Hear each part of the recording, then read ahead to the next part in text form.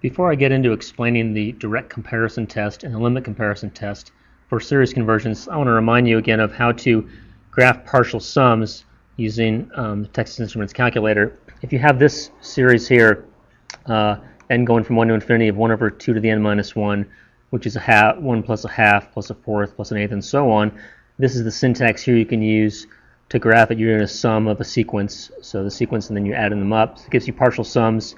You can graph it or you can look at it as a table where each row of your table is one additional partial sum. So getting on to the tests, the direct comparison test says you have two series, Series A and Series B. If the corresponding terms of Series A are greater than those of Series B and Series B diverges, then Series A diverges. So imagine that Series B is going towards infinity. Well, if Series A is bigger than that, then it must be going towards infinity as well. Likewise, if the corresponding terms of Series A are less than those of Series B and Series B converges, then Series A converges. So if Series B is stopping at some finite value and Series A is less than that, then you know that Series A must be also stopping at a finite value and converge as well.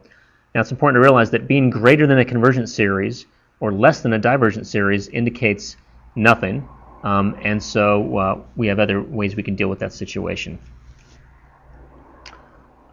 Now, as far as some examples. Okay, we have the series 1 over n squared plus 4. So you start to get an intuition for what if these converge or diverge. This probably is going to converge. It looks kind of like a p series of 1 over n squared. So it turns out it is less than that series because notice that n squared plus 4 will always be bigger than n squared, and so therefore this fraction will always be less than this one, and so this series is always less than this one. So by the direct comparison test, 1 over n squared plus 4 converges because it is less than the known convergent p series, p equals 2. So we know this one converges by the p series test, therefore this converges by direct comparison test. Okay, 4/3 to the n plus 6.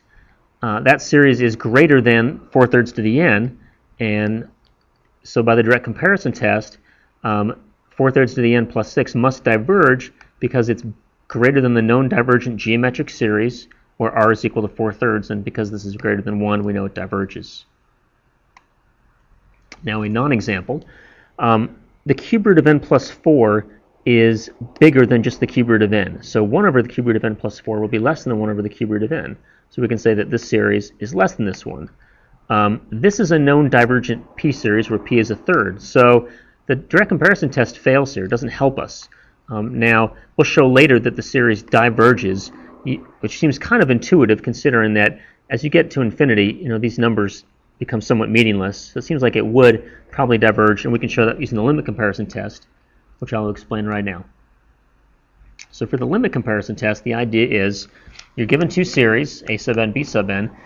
If you take the limit as n goes to infinity of a sub n over b sub n, and you can, either one can be on top, it doesn't matter, and you get some number L, where L is finite and positive. So the idea is you don't get 0, you don't get infinity, you get some number in between, basically.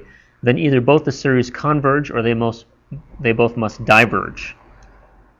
So the example we just had with the direct comparison test that failed, 1 over the cube root of n plus 4, our intuition tells us it probably diverges. So let's compare it with 1 over cube root of n.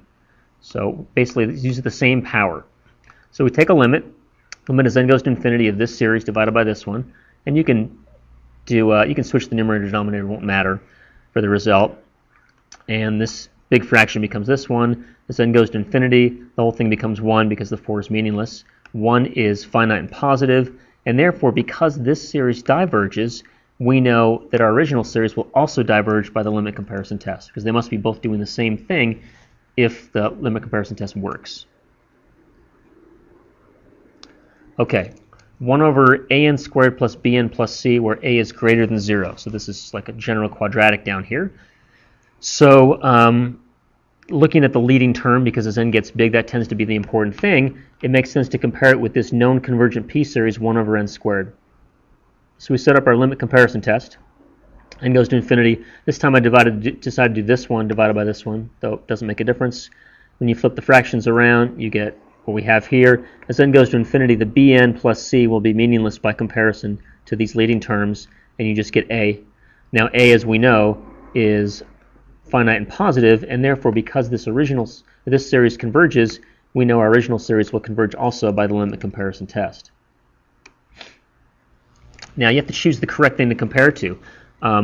The idea is to ignore the lower degree terms, and so what we should be comparing to is probably 1 over n to the 3 halves here. But if I didn't realize that, and I compared it with, say, 1 over n to the 1 half, this divergent p series where p is a half, I do my limit comparison test, and I flip the fractions around, ignoring the 4. This is n to the 1 half over n to the 3 halves.